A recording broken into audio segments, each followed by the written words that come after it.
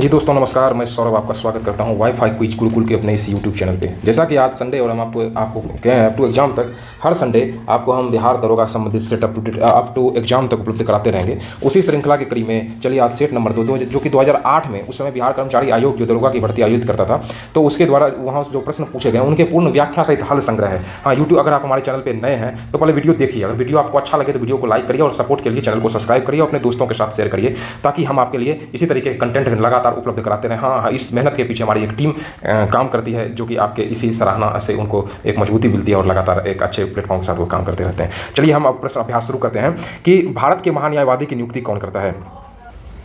तो इसका जो आंसर हो जाएगा प्रधानमंत्री, राष्ट्रपति, मुख्य न्यायाधीश और संसद। इसका आंसर हो जाएगा न्यायवादी की नियुक्ति जो जो भी महत्वपूर्ण पद पर बैठे उनकी नियुक्ति राष्ट्रपति के द्वारा किया जाता है। किस अनुच्छेद के तहत? तो अनुच्छेद 76 के तहत ऐसा प्रावधान है और भाग 5 में इसका उल्लेखित किया गया है। और भारत का सर्वोच्च विधि अधिकारी होते हैं। और वर्तमान में अगर सर्वोच्च विधि, अगर पहले विधि अधिकारी की हम बात करते थे एम शीतलवाड़ा साहब थे, शीतलवाड़ा साहब थे। और वर्तमान में जो 16वें विधि अधिकारी हैं भारत के आर वेंकटरमणी है। देखिए प्रश्न की प्रकृति उतनी कठिन नहीं रहती, ऐसा बना दिया गया आसान सब प्रश्नों को आप गलती ना होने दें, आपकी सफलता सुनिश्चित रहेगी। भारत का राष्ट्रपति अपना त्याग पत्र किसे देता है? तो राष्ट्रपति अपना त्याग पत्र उपराष्ट्रपति को और उपराष्ट्रपति अपना त्याग पत्र राष्ट्रपति को देता है। ये किस अनुच्छेद के तहत त्याग पत्र देता है? तो अनुच्छेद 56 के तहत यह त्याग पत्र देता है। और महाभियोग की प्रक्रिया जो राष्ट्रपति पर महाभियोग जो लगता है, महाभियोग की प्रक्रिया जो होती है, तो अनुच्छेद 61 के तहत राष्ट्रपति पर महाभियोग लगाया जाता है। और अगले प्रश्न को देखते हैं। तो वर्तमान में भारत के राष्ट्रपति कौन है? तो वर्तमान ये प्रश्न के अनुसार ये करंट से संबंधित है, तो इसलिए जो राष्ट्रपति है, जो नियुक्ति है, जो कैबिनेट मंत्री है, उसको आप लोग एक बार जरूर पढ़ लें, आपके लिए काफी उपयोगी होगा। हाँ, हम आपके लिए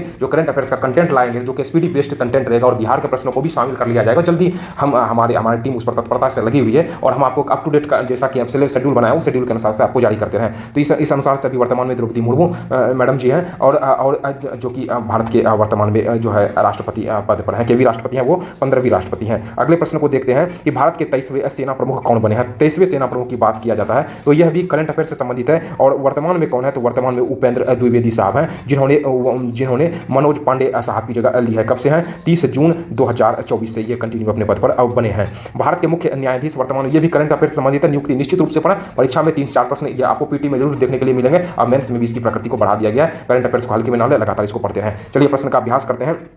भारत के मुख्य न्यायाधीश कौन है? तो भारत के जो मुख्य न्यायाधीश हैं वो ये इस प्रश्न के अनुसार से, तो आप जो वर्तमान में चेंज हो गए, 2008 में प्रश्न पूछा गया था, इनमें से कोई नहीं आप मार दीजिए इनके अनुसार से। और वर्तमान में कौन है? DY चंद्रचूड़ साहब हैं। उसके बाद राज्य मंत्रिपरिषद किसके प्रति उत्तरदायी होता है? जैसे राज्य मंत्रिपरिषद विधानसभा के प्रति उत्तरदायी होता है, राज्य का मंत्रिपरिषद। जैसे मंत्रिपरिषद अगर सेंट्रल लेवल की बात करें तो वह लोकसभा के प्रति उत्तरदायी होता है, जबकि राज्य का मंत्रिपरिषद अनुच्छेद 164(2) के अनुसार रहता है। अनुच्छेद 163 में मंत्रिपरिषद का प्रावधान किया गया है। अनुच्छेद 164(1) में जो है ना मुख्यमंत्री की नियुक्ति और मुख्यमंत्री की सलाह पर अन्य नियुक्तियों का प्रावधान किया गया है। और जब वह मंत्रिपरिषद बन जाएगा तो अनुच्छेद 164(2) की ही उसका उत्तरदायित्व है कि वह विधानसभा के प्रति उत्तरदायी यानी जिम्मेदार बना रहेगा। बिहार के सड़क पुल निर्माण के लिए सरकार ने किस कंपनी के साथ अनुबंध किया है? यह भी करंट से संबंधित प्रश्न को समाहित किया गया है, तो इसमें फिर भी याद रखिए उस समय के अनुसार तात्या कंस्ट्रक्शन था, उसको दिया गया था। जूट के उत्पादन में बिहार का कौन सा जिला अग्रणीय है? जूट के उत्पादन की अगर हम बात करते हैं तो बिहार में मुख्य रूप से जूट में पूर्णिया जिला अग्रणीय होता है। अगर जूट के विषय में हम जाने तो जूट को सोने का रेशा कहा जाता है, जूट को सोने का रेशा भी कहते हैं। जूट का सर्वाधिक उत्पादन करता है, तो पश्चिम बंगाल जूट का सर्वाधिक उत्पादन में था। और भारत जो है ना जूट उत्पादन में भारत का विश्व में प्रथम स्थान है, इस बात को याद रखिएगा। और राज्य में बंगाल का प्रथम स्थान है और बिहार में पूर्णिया में और उसके बाद किशनगंज, कटिहार, ये सब क्षेत्रों में भी जूट का उत्पादन होता है। 1857 के विद्रोह में बाबू कुंवर सिंह ने बिहार को किस क्षेत्र से नेतृत्व प्रदान दिया था? तो उन्होंने प्रदान किया था आरा से उन्होंने प्रदान किया था। 1857 का विद्रोह जो है ना वह मुख्य रूप से अगर हम लोग बात करें तो शाहाबाद जिला में जगदीशपुर के जमींदार थे। जगदीशपुर शाहाबाद जिले में जगदीशपुर है, वहाँ के ये जमींदार थे। और 26 अप्रैल 1858 को इनकी मृत्यु हो गई थी। नवनिर्मित नालंदा विश्वविद्यालय के विजिटर कौन बनाए गए हैं? नवनिर्मित नालंदा विश्वविद्यालय की बात करते हैं तो नालंदा विश्वविद्यालय अगर कहा जाए तो उस समय तो APJ अब्दुल कलाम साहब थे।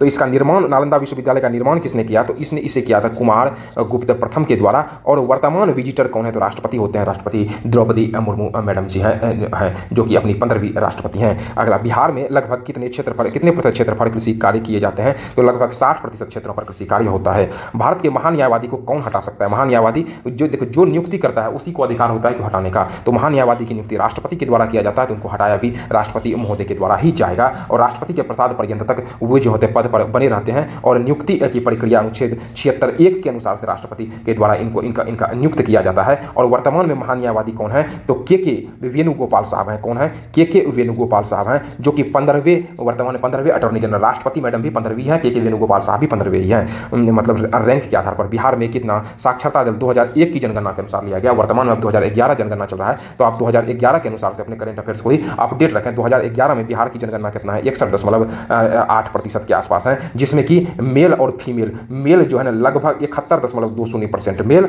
और फीमेल 51.50% पर फीमेल साक्षरता को दर्शाता है। ध्यानचंद्र किस खेल से संबंधित खिलाड़ी हैं, ध्यानचंद्र को हॉकी का जादूगर कहा जाता था। आप भी जानते जाइए, तो इसके साथ साथ में आप उत्तर दे सकते हैं, तो आपका भी यह सेट तैयार हो जाएगा। देखिए प्रश्न हल्का भारी नहीं होता है, प्रश्न होता है। आप किसी भी विषय का, किसी भी क्षेत्र का तैयारी करें, तो लेकिन जीएस जहां भी मिले उसका अधिक से अधिक अभ्यास करें, ताकि आपके छोटे छोटे प्रश्न गलत नहीं होंगे और आपकी सफलता की गारंटी वहीं पर सुनिश्चित हो जाएगी। आप छोटे प्रश्नों का गलती ऐसे किए तो मान के चलिए अगर 4-5 प्रश्न ऐसे गलती हो जाते हैं जो सामान्य से हैं, तो समझिए कि आप प्रतियोगिता परीक्षा से उसी जगह पे बाहर चले गए। कठिन परिश्रम सॉल्व नहीं करना तो ठीक है, लेकिन याद रखिए छोटे सवालों को गलत नहीं होने देना सफलता का जो है ना वह प्रथम पायदान है, वह गारंटी को सुनिश्चित करता है। शेरशाह के बचपन का नाम क्या था, शेरशाह के बचपन का नाम फरीद था। शेरशाह को जो है ना मुख्य रूप से बहार खान के द्वारा, किसके द्वारा, बहार खान के द्वारा शेरशाह को शेर खान की उपाधि दिया था। शेर खान की उपाधि शेरशाह को दिया गया था और ये मुख्य रूप से शूर वंश से संबंधित थे। भारतीय राष्ट्रीय कांग्रेस की स्थापना कब हुई थी, भारतीय राष्ट्रीय कांग्रेस की स्थापना 1885 में हुई थी। प्रारंभ में भारतीय राष्ट्रीय कांग्रेस को भारतीय राष्ट्रीय संघ कहा जाता था, बाद में दादा भाई नौरोजी के सुझाव से इसका नाम भारतीय राष्ट्रीय कांग्रेस रख दिया था। और इसके अगर प्रथम कहा जाए तो गोकुलदास तेजपाल संस्कृत महाविद्यालय में इनका प्रथम आयोजित किया गया था और उस समय और जो कि इसके जो प्रथम अध्यक्ष थे वो थे WC बनर्जी थे। व्याप्तगत का सिद्धांत से संबंधित कौन है, व्याप्तगत का सिद्धांत लॉर्ड डलहौजी के द्वारा दिया गया था। लॉर्ड डलहौजी का अगर हम कालखंड को देखते हैं तो 1848 से लेकर के 1856 इसमें उत्तराधिकार व्यवस्था को समाप्त कर दिया गया था, जिसमें व्याप्तगत सिद्धांत में 1848 में इन्होंने सतारा को, 1849 में जैतपुर को या संभलपुर को, एक ही है। उसके बाद 1849 के बाद 1853 में इसने झांसी को, 1853 के बाद झांसी को, 1854 में झांसी के बाद इसने नागपुर पर और 1856 पर अवध पर इसने व्याप्तगत का सिद्धांत लगाया थी। सारी डेट को आप मेमोराइज रखें और प्रश्न को देखते रहें, आपको याद हो जाएगा। और इसी के साथ आपको हम एक अपडेट देना चाहेंगे कि हमारा अभी क्विज सीरीज चल रहा है जो कि घटना चक्र पर आधारित है। आप कंटिन्यू जुड़े रहिए, लगभग घटना चक्र लगभग 25 क्विज में आपका घटना चक्र इतिहास कंप्लीट हो जाएगा, 17 क्विज में इतिहास कंप्लीट हो जाएगा और 25 क्विज में साइंस। उसके बाद हम पॉलिटी और इकोनॉमी और ज्योग्राफी एक साथ लेकर, पॉलिटी और ज्योग्राफी एक साथ लेकर के आएंगे और इकोनॉमी लेकर आएंगे। आप निश्चित रूप से इसको पढ़ते रहिए, आप देखिएगा कि आप जीएस के मामले में काफी ज्यादा कंफर्ट जोन में आ जाइएगा। आप प्रश्नों की गलती होने की संभावना बिल्कुल नहीं होगी, सफलता लगभग वहीं पे हो जाएगी। अभी जो है प्लेलिस्ट में जाइए, प्लेलिस्ट में देखिए घटना चक्र जो है क्विज सीरीज चल रहा है, तो मतलब क्विज सीरीज जो चल रहा है प्रारंभ में ही होगा, उसमें शायद 3 अभी हुआ है, तो आप उसको देख लीजिए। देखिए उससे यहाँ पे लगभग क्वेश्चन, बहुत सारे क्वेश्चन टैली कर रहे हैं। आप सिर्फ जबकि इतिहास का एक्सरसाइज 1 और एक्सरसाइज 2 का लगाए हैं, तो आप 2 का स्पीड लगा के देख लीजिए, आधा घंटा में तो कंप्लीट है, लगभग 500 क्वेश्चन कवर हो रहा है, तो कहाँ आसान तो है। चलिए अगला देखते हैं। भारत के प्रथम वायसराय कौन थे, भारत का अंतिम गवर्नर जनरल और प्रथम वायसराय लॉर्ड कैनिंग को माना जाता है, लॉर्ड कैनिंग को माना जाता है। तो ये क्योंकि 1857 के बाद, 1857 के विद्रोह के बाद एक अधिनियम पारित किया गया था, जिसमें कि 1858 में जो अधिनियम पारित किया था, इसमें यह व्यवस्था दिया गया था कि अब गवर्नर जनरल की जगह पे वायसराय के द्वारा शासन नियंत्रण होता था। ट्राई बेकर शब्द किससे संबंधित है, तो ट्राई बेकर शब्द जो है ना फुटबॉल से संबंधित है और हॉकी से भी संबंधित है। बी और सी दोनों आंसर हो जाएगा, यानी ऑप्शन नंबर डी आपका आंसर हो जाएगा। यह खेल से संबंधित है, खेल के प्रकृति और किस खेल से संबंधित है, ये प्रश्न पूछे जाते हैं। तो उसके प्राचीन नालंदा विश्वविद्यालय के संस्थापक कौन थे, नालंदा है, नालंदा विश्वविद्यालय के संस्थापक कुमारगुप्त को माना जाता है। वहीं पर भारत में 2 विश्वविद्यालय, नालंदा और विक्रमशिला के विश्वविद्यालय के संस्थापक धर्मपाल को ही माना जाता है। तो नालंदा है यहाँ पर कुमारगुप्त, और इसने 7वीं सदी में चीनी यात्री वेनसांग जो है ना, वेनसांग वह भारत आया था, खास करके नालंदा आया था अध्ययन करने के लिए। नालंदा विश्वविद्यालय या बौद्ध धर्म से संबंधित इसकी एक शाखा से संबंधित है। मुंगेर निम्नलिखित में से किसकी राजधानी थी, तो मीर कासिम की राजधानी कहाँ हुआ करती थी, तो मुंगेर हुआ करती थी। मीर कासिम का अगर काल पूछा जाए तो 1760 से लेकर के 1763 में। अलीवर्दी खान की जब मृत्यु हुआ था तो बंगाल का सबसे योग्य शासक मीर कासिम को ही माना जाता है। तो उसके बाद जैसे बक्सर का युद्ध जिस समय हुआ था, जिसका नेतृत्व हेक्टर मुनरो ने किया था, उसमें बख्तर के युद्ध में मुख्य रूप से अवध के सुजाउद्दीन और मुगल बादशाह मीर कासिम और शाह आलम द्वितीय की संयुक्त सेना, ये तीनों सेना अलग और अंग्रेजी सेना अलग ने इसे हरा दिया था। मतलब संयुक्त सेना पराजित हुई थी, मीर कासिम की पराजय वहीं पे हुई थी, लेकिन राजधानी संबंधित है मुंगेर है। अगला हम देखते हैं गुरु गोविंद सिंह के माता का नाम क्या था, तो गुरु गोविंद सिंह के माता का नाम इनमें से कोई नहीं है। गुरु गोविंद सिंह सिख धर्म के अंतिम गुरु माने जाते हैं, मतलब माने जाते हैं गुरु गोविंद सिंह साहब। तो इनके विषय में अगर हम लोग जाने तो 10वें गुरु हैं, इनका जन्म कहाँ? पटना में। जन्म कहाँ हुआ था? पटना में। कब हुआ था? 1666। 16 के एक के बाद 3 को 6 लगा दीजिए, 1666 जन्म में। इनके पिता का नाम गुरु गोविंद सिंह से पहले जो थी वह तेग बहादुर साहब आए थे, तेग बहादुर साहब, और माता का नाम गुजरी था। माता का नाम गुजरी था सम्मानपूर्वक। और इन्होंने खालसा पंथ की स्थापना 1699 में खालसा पंथ की स्थापना किया था। किसके दिन? वैसाखी के दिन। कौन किया था? गुरु गोविंद सिंह साहब ने। जन्म कब हुआ था? 1666 में। और 1699 6 के बाद 6 को उल्टा दीजिए, 9 में खालसा पंथ का स्थापना गुरु गोविंद सिंह ने वैसाखी के दिन किया था। पिता का नाम तेग बहादुर और माता का नाम उसमें आदरणीय गुजरी जी थे। फणीश्वर नाथ रेणु का जन्म कहाँ हुआ था? फणीश्वर नाथ रेणु का जन्म मुख्य रूप से पूर्णिया में हुआ था। पूर्णिया, वर्तमान में पूर्णिया पहले एक था और वर्तमान में अररिया क्षेत्र, पूर्णिया का अररिया क्षेत्र में फणीश्वर नाथ रेणु का जन्म हुआ था। यह निराला पंत और महादेवी वर्मा के समकालीन थे। अगला प्रश्न है, कामयानी पुस्तक के रचयिता कौन है? कामयानी पुस्तक के रचयिता जो है वह जयशंकर प्रसाद साहब है, कामयानी पुस्तक के रचयिता। अर्थशास्त्र पुस्तक किसके द्वारा लिखा गया है? कौटिल्य के द्वारा। पूछा जाता है अर्थशास्त्र पुस्तक किस भाषा में है? तो याद रखिएगा संस्कृत भाषा में अर्थशास्त्र है। आप देख लीजिए, 2 का स्पीड लगा करके ही देख लीजिए, लेकिन देख लीजिए हम गारंटी देते हैं परीक्षा में लगभग प्रश्न यहीं से जो हमारे सेट बताए जा रहे हैं, जो आपका कंटेंट दिए जा रहे हैं, 80+ प्रश्न रहेंगे। सफलता सुनिश्चित रहेगी, बस पेशेंस बना करके आप इसके साथ चलते रहिए। उसके बाद इनकलाब जिंदाबाद का नारा किसने दिया था? इनकलाब जिंदाबाद का नारा भगत सिंह के द्वारा इनकलाब जिंदाबाद का नारा दिया गया था। कब? 8 अगस्त 1929 को यह नारा दिया था, जब असेंबली बम के हॉल में बम फेंका गया था, उसी समय बोला गया था इनकलाब जिंदाबाद, इनकलाब जिंदाबाद। उस समय नारा भगत सिंह के द्वारा दिया गया था। बक्सर का युद्ध किसके किसके बीच हुआ था? तो मीर कासिम और अंग्रेज के बीच में। और वास्तविक हम देखा जाए तो मीर कासिम मुख्य रूप से अगर उस समय जब हुआ था तो अवध का नवाब था सुजाउद्दौला, और मुगल बादशाह था, ये सब कौन सा था? मुगल बादशाह मीर कासिम और शाह आलम द्वितीय ने मिलकर 1764 ईस्वी में बक्सर का युद्ध हुआ था, जिसमें कि अंग्रेजी सेना का नेतृत्व हेक्टर मुनरो जो कर रहा था, वो उन्होंने जो है इसमें उनकी जीत हुई थी। और माना जाता है कि उसी समय से अंग्रेजों की वास्तविक प्रभुसत्ता यहाँ पर स्थापित हो जाती है। बिहार में कुल कितने प्रमंडल है? इसी को कमिश्नरी कहा जाता है, कमिश्नरी। तो बिहार में टोटल प्रमंडल की संख्या जो है तो 9 प्रमंडल है, 9 कमिश्नरी है। कौन सा है? भागलपुर में है, मुंगेर में है, याद रखिएगा, तिरहुत में है, तिरहुत के बाद सारण में है, सारण के बाद पटना में है, पटना के बाद कोसी में है, कोसी के बाद मगध में है, मगध के बाद पूर्णिया में है। इन जगहों पर है। 2001 की अब 2011 पर चलिए, 2011 पढ़िए। 2011 की जनगणना के अनुसार बिहार की कुल जनसंख्या कितनी है? पुराना क्वेश्चन है इसलिए यह है, तो यह लगभग 10 करोड़ के आसपास है। तो अगला है, सितारा देवी किस विद्या से संबंधित है? सितारा देवी के विषय में पूछ रहा है। तो सितारा देवी जो है कथक नृत्यांगना है। कौन? सितारा देवी मुख्य रूप से सितारा देवी की अगर हम बात करते हैं तो यह जो है आपकी एक प्रकार से कथक नृत्यांगना है। इनका जन्म कहाँ हुआ था? जन्म हुआ था कोलकाता में। कोलकाता में इनका जन्म हुआ था और रविंद्रनाथ टैगोर द्वारा इन्हें नृत्य साम्राज्ञी की उपाधि दिया था। नृत्य साम्राज्ञी की उपाधि रविंद्रनाथ टैगोर साहब ने दिया था और इनकी मृत्यु 2014 ईस्वी में हो गई थी। पटना हाईकोर्ट की स्थापना कब हुई थी? 1916 में, जिस समय कि दिल्ली दरबार का आयोजन 1911 में लॉर्ड पंचम के द्वारा कराया गया था। उसी दिल्ली दरबार में घोषणा पटना हाईकोर्ट के संबंध में यह घोषणा कर दिया गया था, मतलब उस समय कर दिया गया था, आदेश दे दिया गया था। जैन धर्म के अंतिम तीर्थंकर महावीर स्वामी की मृत्यु कहाँ पे हुई थी? ये जैन धर्म के 24वें तीर्थंकर थे, इनकी मृत्यु हुई थी पावापुरी में। कितने तीर्थंकर थे? 24वें तीर्थंकर थे, इनकी मृत्यु हुई थी पावापुरी। अगर जन्म की बात करते हैं, जन्म हुआ था 540 में कुंडग्राम में 72 वर्ष की आयु में इनका निर्माण हुआ था। 468 ईस्वी पूर्व की बात करते हैं पावापुरी में। पावापुरी कहाँ है? तो बिहार में है। बिहार में कहाँ पे है? तो राजगीर के नालंदा जिले में है पावापुरी। पूछा जाएगा, अगर पूछ ले तो ध्यान रखिएगा। भगवान बुद्ध का जन्म लुम्बिनी में हुआ था। लुम्बिनी कहाँ? देखिए लुम्बिनी पूछ लिया था, लुम्बिनी कहाँ? नेपाल में। मतलब लुम्बिनी कपिल वस्तु क्षेत्र के लुम्बिनी में हुआ था। कब हुआ था?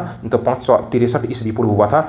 उसके बाद ईस्वी पूर्व हुआ था। और यह किस गण से थे? किस गण से थे? यह शाक्य गण से संबंधित थे और लगभग 80 वर्ष की अवस्था में इनका 483 ईस्वी पूर्व कुशीनगर में इन्हें महापरिनिर्वृत्ति हो गई, जिन्हें महापरिनिर्वाण कहा जाता है। याद रखिएगा इस चीज़ को।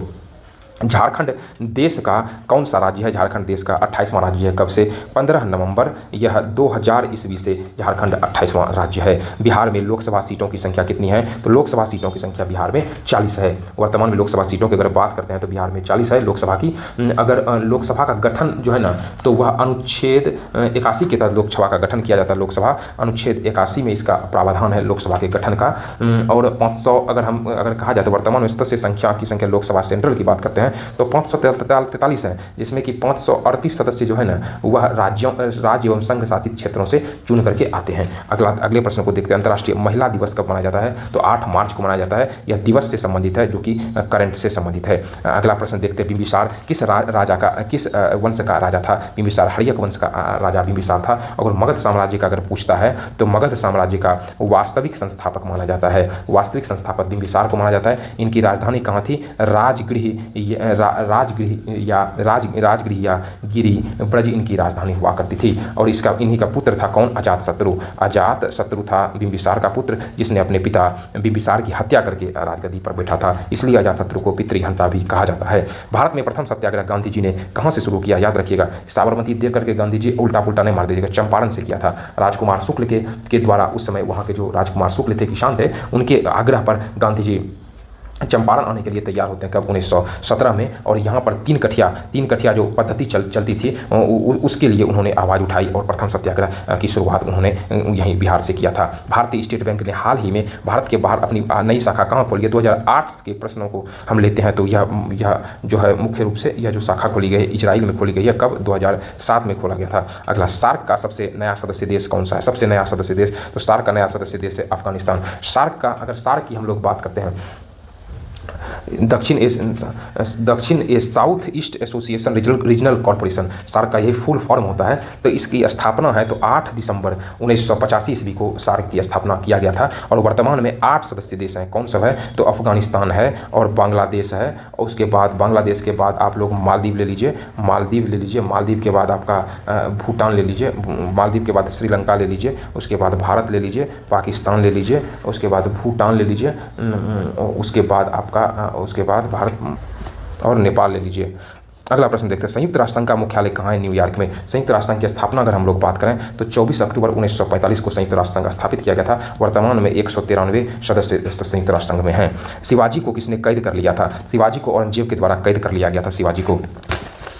तो यह पुरंदर की संधि हुई थी, पुरंदर संधि हुई थी। कब? 1665 में। और शिवाजी और औरंगजेब के सेनापति जयसिंह था, औरंगजेब का सेनापति जयसिंह था, वर्सेस शिवाजी के बीच लड़ाई होती है तो जिसमें जयसिंह विजयी होता है और शिवाजी को औरंगजेब के महल में आना पड़ता है। बाद में औरंगजेब ने के कहने पर उसे शिवाजी को जयपुर महल में कैद करा लिया जाता है। हालांकि बाद में वहाँ से छूटकर किसी तरह भाग जाते हैं। महात्मा गांधी कब भारतीय राष्ट्रीय कांग्रेस के अध्यक्ष बने थे? महात्मा गांधी एक बार भारतीय राष्ट्रीय कांग्रेस के अध्यक्ष 1924 के बेलगांव अधिवेशन में महात्मा गांधी इनके अध्यक्ष बने थे। बेलगांव कहाँ पड़ता है? तो कर्नाटक में बेलगांव पड़ता है। एकमात्र अधिवेशन था। बंगाल विभाजन कब हुआ था? अगर बंगाल विभाजन की हम लोग बात करते हैं तो वहाँ प्रशासनिक असुविधा के कारण बंगाल विभाजन को जो है 1905 में बंगाल विभाजन कराया गया था लॉर्ड कर्जन के द्वारा। अगर 1911 कन्फ्यूजन आता है, 1911 में कोलकाता को राजधानी बनाया गया था, दिल्ली दरबार का आयोजन कराया गया था, लेकिन बंगाल विभाजन 1905 को हुआ था। कब हुआ था? 16 अक्टूबर 1905 को बंगाल विभाजन हुआ था। 16 अक्टूबर प्रभावी हो गया था, यह प्रभावी हुआ था। 16 अक्टूबर 1905 से बंगाल विभाजन प्रभावी हो गया था। लेकिन 19 जुलाई 1905 को बंगाल विभाजन हुआ था प्रशासनिक के कारण, लेकिन लोगों ने अव्यवस्था के कारण, लेकिन लोगों ने इसका विरोध किया था। बाद में 7 अगस्त 1905 को जो है स्वदेशी आंदोलन, कोलकाता के टाउन हॉल में स्वदेशी आंदोलन की घोषणा कर दिया गया था। लेकिन बाद में 16 अक्टूबर 1905 को बंगाल विभाजन को प्रभावी मान लिया गया था, बंगाल विभाजन को प्रभावी कर दिया गया था। राज्यसभा और लोकसभा की संयुक्त बैठक कौन बुलाता है? संयुक्त बैठक राष्ट्रपति के द्वारा बुलाया जाता है। कब? 3 कंडीशन होते हैं। जब मान लीजिए कि अगर लोकसभा में एक बिल पास हो जाए, एक जगह से दूसरे जगह पास नहीं हो रहा है, तो उस स्थिति में बुलाया जाएगा। या एक जगह से बिल पास हो गया, दूसरे जगह पर बिल का खाली बहस चल रहा है, तो दूसरा। और तीसरा, अगर 6 महीना के लिए बिल को रोक दिया गया, तो इस स्थिति में संयुक्त बैठक राष्ट्रपति बुलाता है, सहमति के द्वारा विचार लिया जाता है। और इसकी अध्यक्षता कौन करता है? तो संयुक्त बैठक की अध्यक्षता लोकसभा अध्यक्ष करते हैं। आंसर हो जाएगा राष्ट्रपति।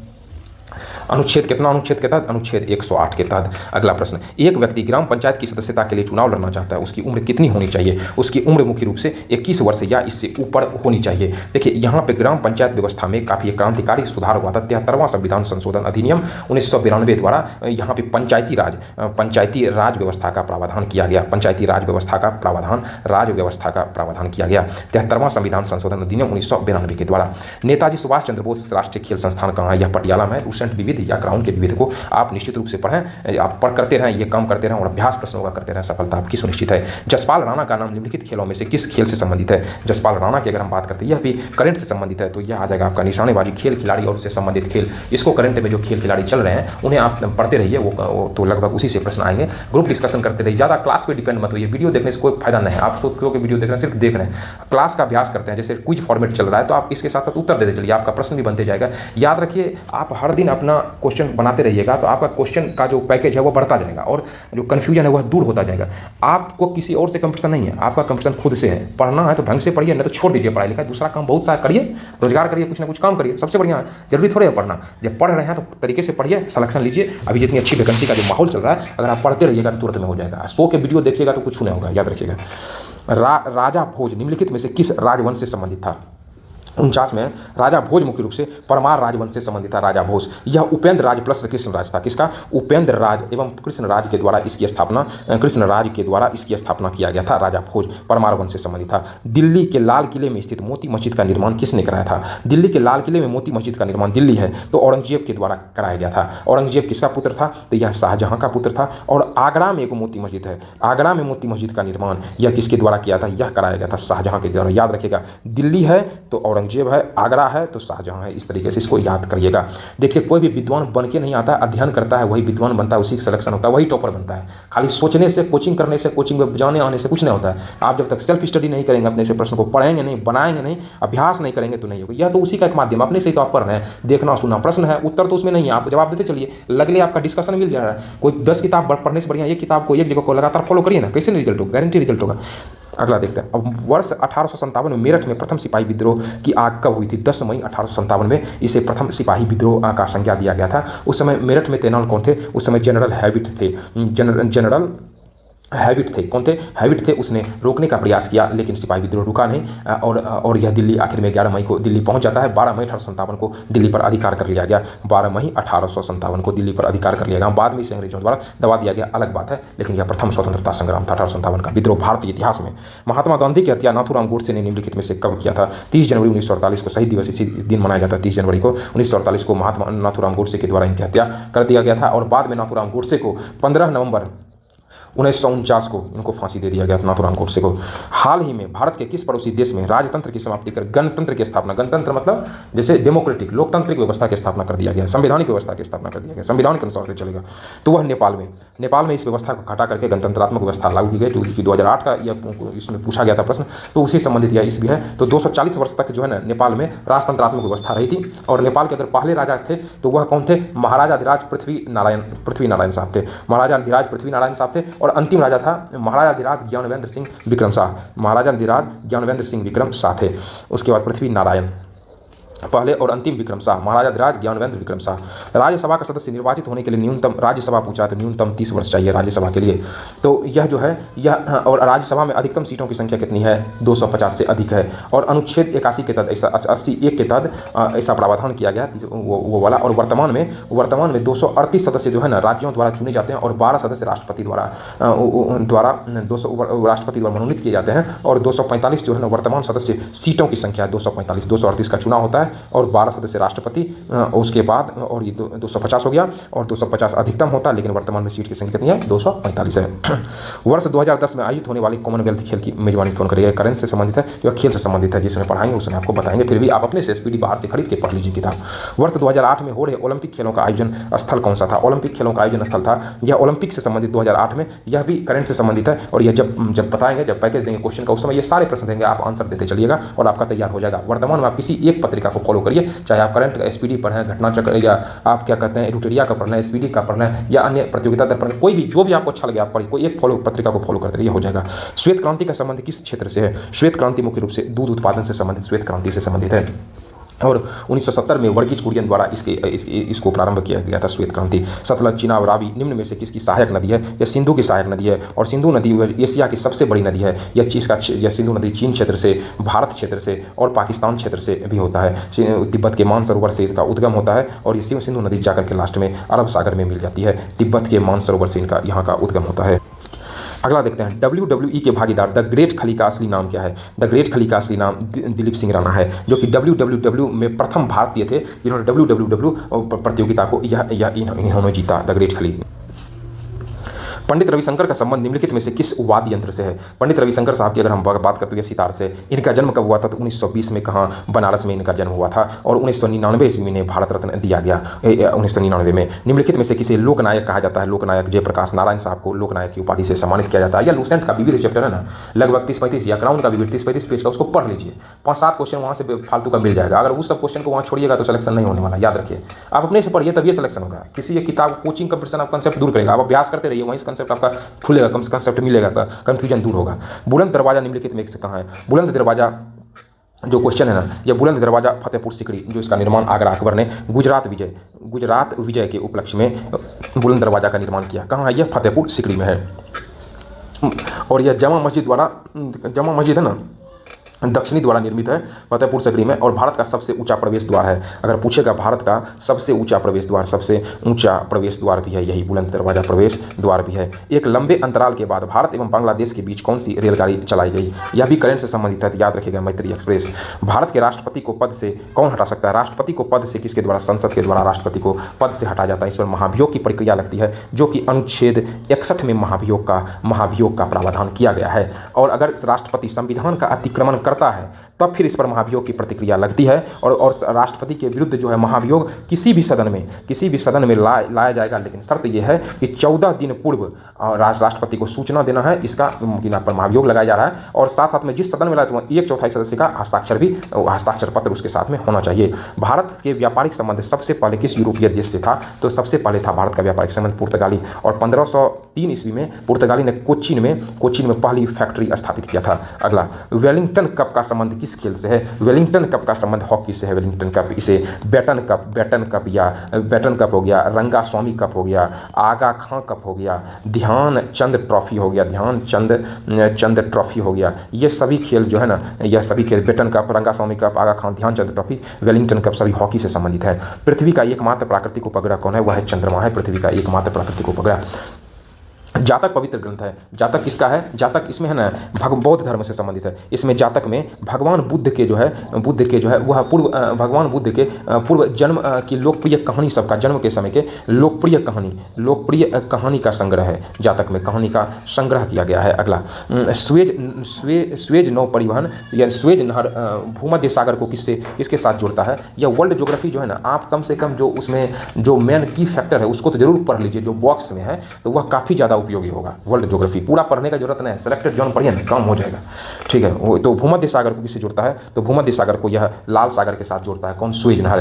तो उसके बाद स्वेज नहर का निर्माण किसने किया था? यह क्वेश्चन पूछता है। फर्डिनेंड दी लेलेप्स के द्वारा स्वेज नहर का निर्माण कराया गया था। भगवान बुद्ध ने अपने पहले धर्मोपदेश कहाँ पे दिया था? भगवान बुद्ध के द्वारा पहला जो उपदेश दिया गया था ना, वह दिया गया था सारनाथ में, जिसे सारनाथ के ऋषिपत्तनम में, कहाँ? ऋषिपत्तनम में दिया गया था, और इसे धर्म चक्र प्रवर्तन कहा जाता है। अनुच्छेद 370 का संबंध किस राज्य से है? तो जम्मू कश्मीर से है। रजनामा का फारसी अनुवाद क्या कहलाता है? वह महाभारत कहलाता है। अकबर ने आदेश दिया था कि महाभारत का फारसी अनुवाद करिए, तो वहाँ का उस समय का विद्वान जो था ना, बदायूनी था। उसके बाद बदायूनी के बाद नकीब खान और कादरी भी था। तीनों नाम को याद रखिएगा। अगर ऑप्शन में 2 नाम आया, इनमें से कोई नहीं, सभी अगर हटा दिया इसमें, तो आप फंस जाइएगा। इसलिए बदायूनी तो चलता फिरता ऑप्शन है, लेकिन नकीब खान और कादरी साइलेंट ऑप्शन है, इसलिए तीनों को ध्यान में रखिएगा, तो सफलता मिल जाएगी। वह मुगल सम्राट जिसका 2 बार राज्याभिषेक हुआ था, वह था किसका? औरंगजेब का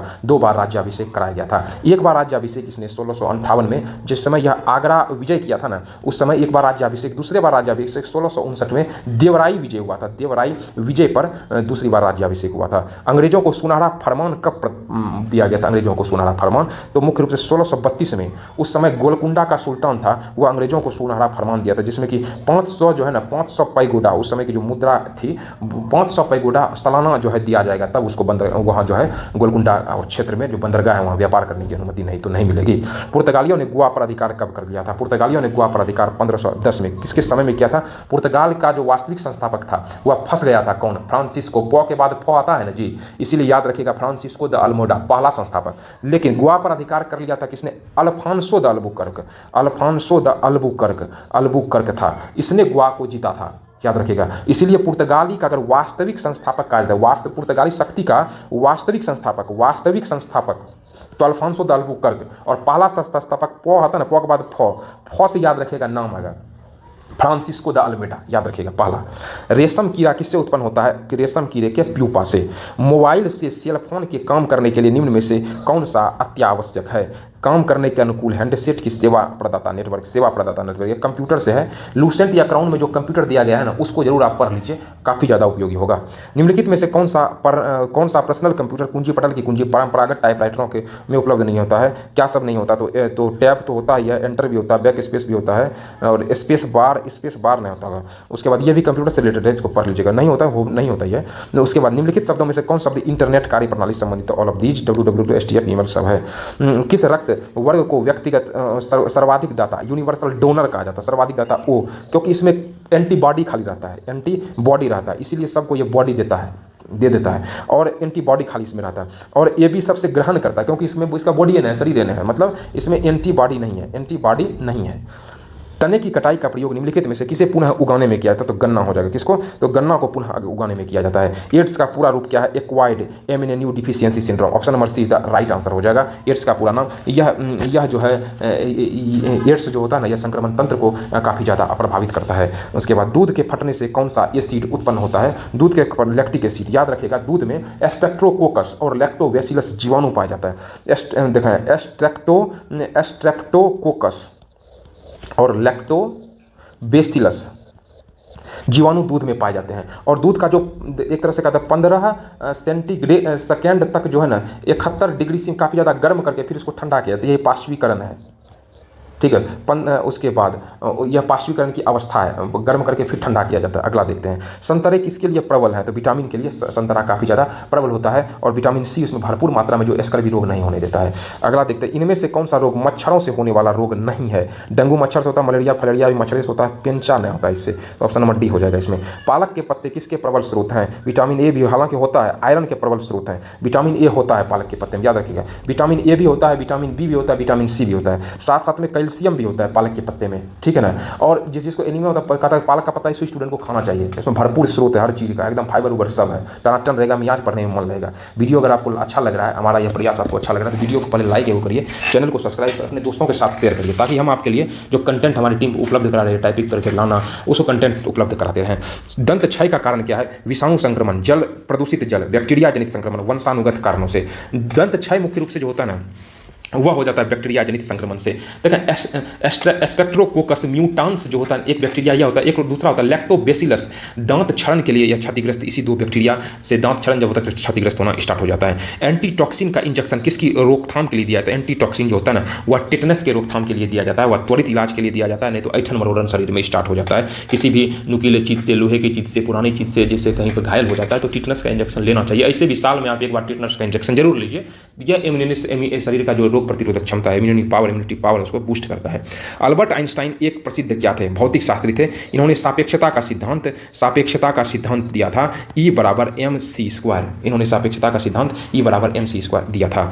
अगला, टेलीफोन का आविष्कार किसने किया? टेलीफोन में घंटी बजता है, अलेक्जेंडर ग्राहम बेल ने किया। बेल मतलब घंटी होता है, टेलीफोन का आविष्कार इन्होंने ही किया। भाप इंजन का आविष्कार किया गया, किसके द्वारा भाप इंजन का आविष्कार किया गया? भाप इंजन का आविष्कार जेम्स वाट के द्वारा किया गया। हाँ, हमारे प्लेलिस्ट में एसपीडी जीके करके उपलब्ध है, 80 पेज जो एसपीडी का प्रारंभिक जो है ना, जो निचोड़ है, वही उसका कलेक्शन दे दिए। 6 घंटे का वीडियो है, आप उसके 2 का स्पीड लगा के 2-3 बार देख लीजिए, आपके मन मस्तिष्क में क्वेश्चन प्रिंट हो जाएगा और क्वेश्चन गलती होने की संभावना नहीं होगी और आपका स्टॉक बढ़ता जाएगा। पढ़ाई का तरीका होता है वो खाली बोल के पढ़ना, वो खाली देखना बोलना भी नहीं। सबसे बेस्ट तरीका होता है पढ़ाई का देखना भी और सुनना भी। खाली सुनना और देखने से पढ़ाई नहीं होता है, दोनों तरीका करिएगा तो याद होते जाएगा।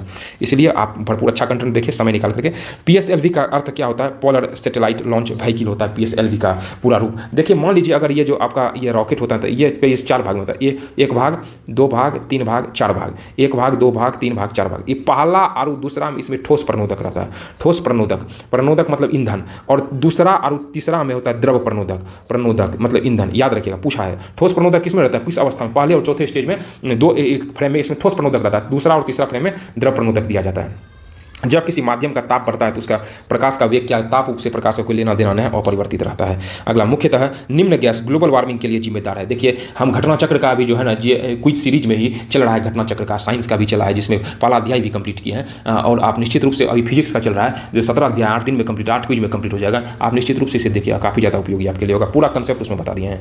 मुख्यतः निम्न गैस ग्लोबल वार्मिंग के लिए उत्तरदायी होता है carbon dioxide gas global warming के लिए उत्तरदायी होता है। सबसे जलवाष्प भी है, मीथेन भी है, लेकिन सबसे ज़्यादा प्रभावी जो करता है ना कार्बन डाइऑक्साइड गैस, वातावरण के तापमान को बढ़ा देता है। निम्न में से कौन अपरंपरागत ऊर्जा का स्रोत है? अपरंपरागत ऊर्जा मतलब ऐसा ऊर्जा जिसका समाप्त होने की संभावना बिल्कुल कम होती है, नहीं होती है। जैसे होता है सौर ऊर्जा हो गया, पवन ऊर्जा हो गया, वायु ऊर्जा हो गया, सौर हो गया, पवन हो गया, वायु हो गया, ज्वारीय हो गया, ये सभी जो है ना, ये सभी परंपरा से चलता रहा, सिर्फ इसमें टेक्नोलॉजी लगा करके इसका उपयोग किया जाता है, खत्म नहीं होगा, प्रदूषण नहीं फैलता। सौर लालटेन जैसे हो गया, सोलर प्लेट लगा दिया, उससे बॉल जला दिया, सोलर लालटेन बन गया। निम्न यंत्र से विद्युत धारा का मात्रक कौन सा? विद्युत धारा जो है ना वोल्ट मीटर से विद्युत धारा मापा जाता है, और आमीटर से विद्युत धारा, और वोल्ट मीटर से विभवांतर मापा जाता है। एनीमोमीटर से वायु की गति मापी जाती है। कंप्यूटर तो पता है कंप्यूटर ही है। डायनेमो यह यंत्र है जो कि यांत्रिक ऊर्जा को, यंत्र की ऊर्जा को विद्युत ऊर्जा में परिवर्तित करता है। यंत्र मतलब होता है उसमें मोटर वगैरह सब लगा रहता है, उसे कुछ चलाते हैं ना तो एनर्जी बदलने लगता है, एनर्जी आना स्टार्ट हो जाता है। गैल्वेनीकृत लोहा चादरों पर निम्न में से किसकी परत चढ़ी होती है? वह है जस्ता की परत चढ़ी होती है, ताकि उसे जंग से, उसे रस्ट से बचाया जा सके।